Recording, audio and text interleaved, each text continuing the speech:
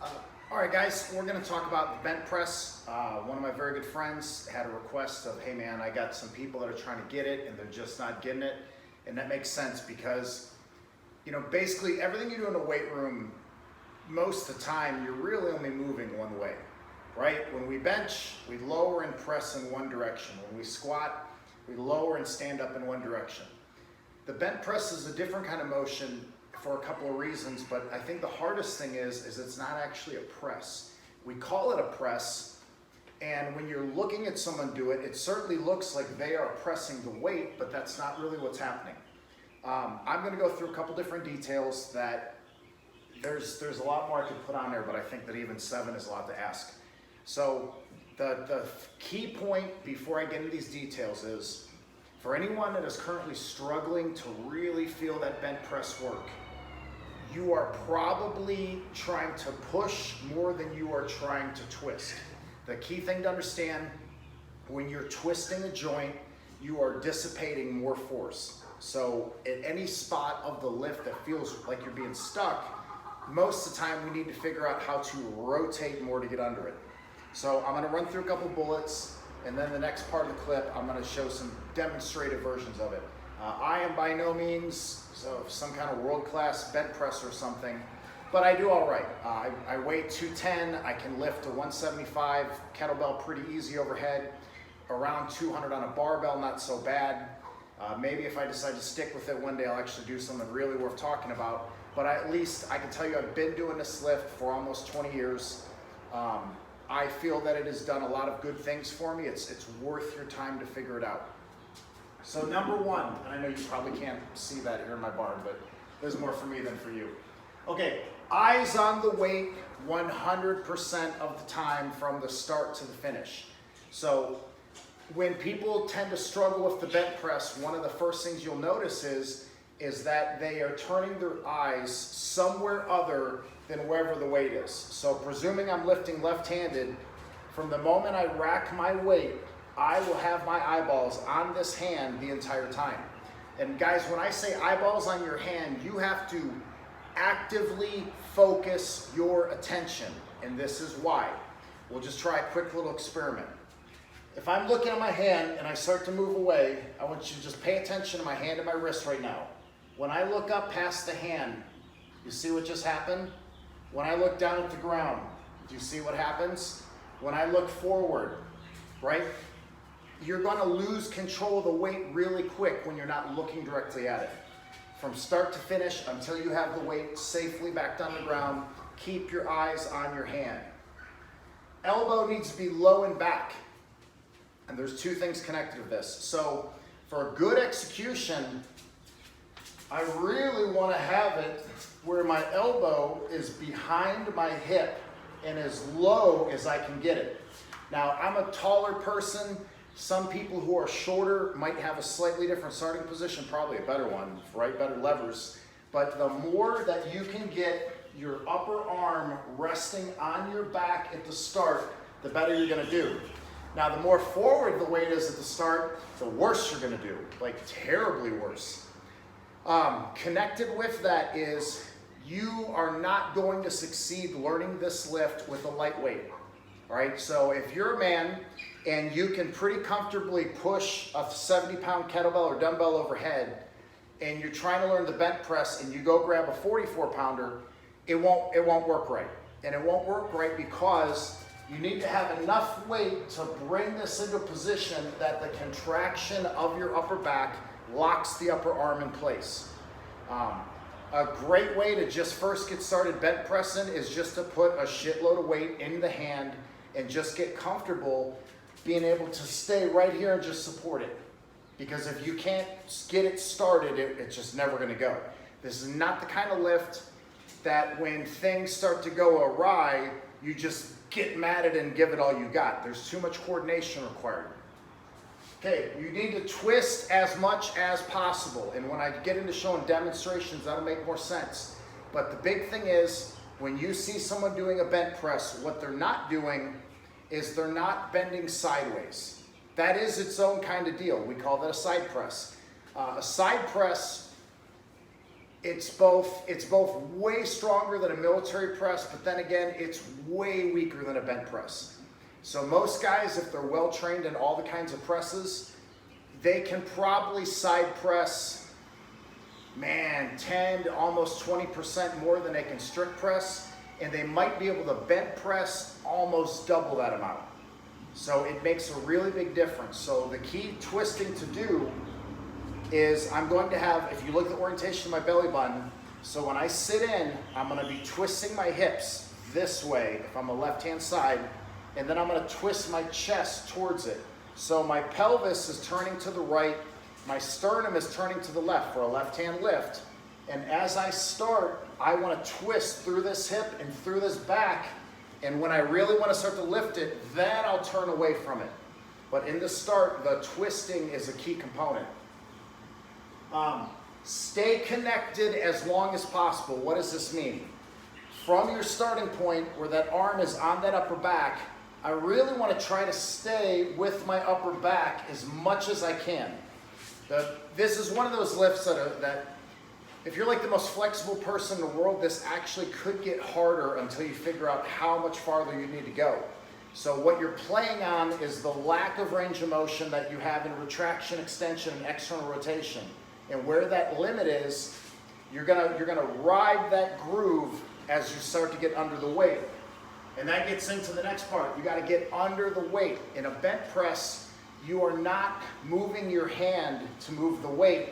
You're moving all of your body underneath the weight, and that will rise it. So if you're watching someone do a bent press, if my hand starts here and we drew a little circle around this hand, throughout almost all of the lift, the hand stays in a pretty tight spot until the very end. So right off the bat, you know you're doing it wrong if you are disconnecting your arm or if you're attempting to elevate the weight using your shoulder or tricep. Turn away from the hand. So at the midpoint of the lift, you're going to reach a point that you're not going to be able to turn really anymore from here. And that's when you're going to turn away from it, and that's really going to rise it quickly. And then finally, like I said earlier, move the body, not the hand. Focus on keeping the arm in one spot and moving all of your body underneath it the whole time. So let's look at a couple demonstrations. So my intention is I'm going to show you how I warm up with it. And like I said, hey, I'm not the best at it, but I don't get hurt doing it, and I keep making progress when I chase it. So hopefully this is useful to you. I will include 3 people to look at that you get access to, as well as 1 book at the end of this that I recommend. Not my book, great book though. So I will start off with something that is pretty moderately heavy. Half of what I might be working with for the day or something like that. And the first 2 things that I want to look for is I really just want to get more warmed up twisting. It's funny, when I was younger in my 20s, I didn't think warm-ups mattered that much, and now at 40, they really do make a big difference, man. So what I'm going to do is a couple of times I go through this, get all them pops and cracks and get all the old out of it, you know what I mean? Oh, that feels better. And I'm just going to turn until I feel like I'm really getting to my end range. I'm going to let that elbow sink.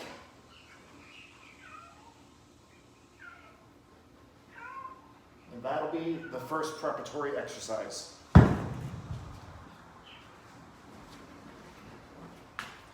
All right, so from the twist, I'll take just a couple of easy twists into the first part of the press.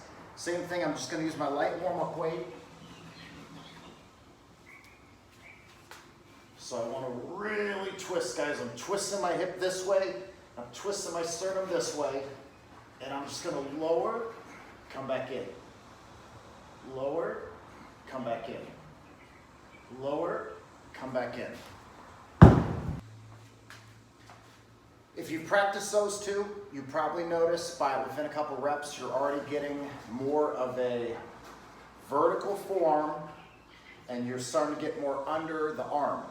So from there, I'm just going to play around a little bit, and I'm just going to look to see how much I can stay connected keep the hand back and twist out until I start to feel any amount of separation up towards the armpit.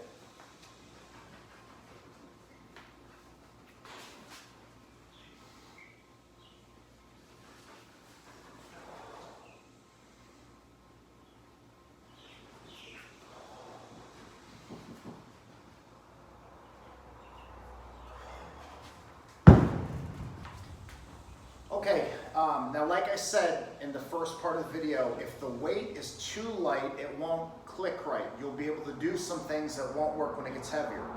So once you do a couple of these warm-ups, just start going up and be smart about it. Add a little bit of weight, try out a rep. Especially as you're figuring this out, slower is going to give you a lot greater learning curve, man. You will see some of the really good bench pressers, they almost fall into position. Hey, those guys have been doing this for a minute. That is not the 101 part, okay? So just go slow with it. The other thing I'll tell you is, man, anytime that you think you're gonna miss, just bail, all right? Train in an area where you don't mind if you drop your shit.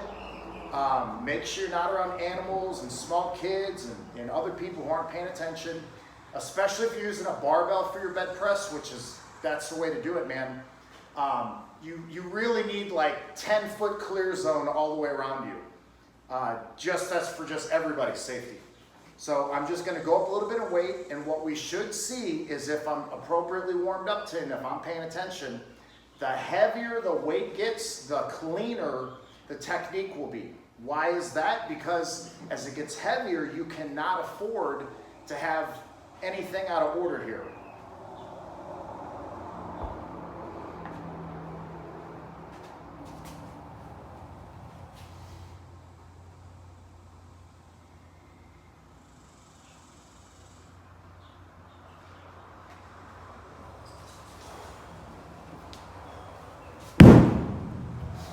Like this.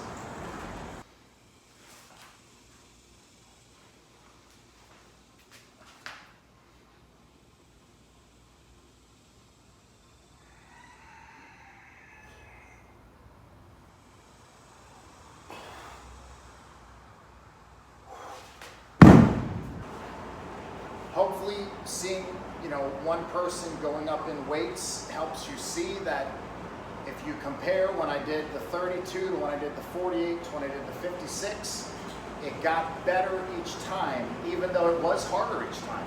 So don't be afraid to go heavier. This is going to be the lift that you are going to lift the most amount of weight overhead.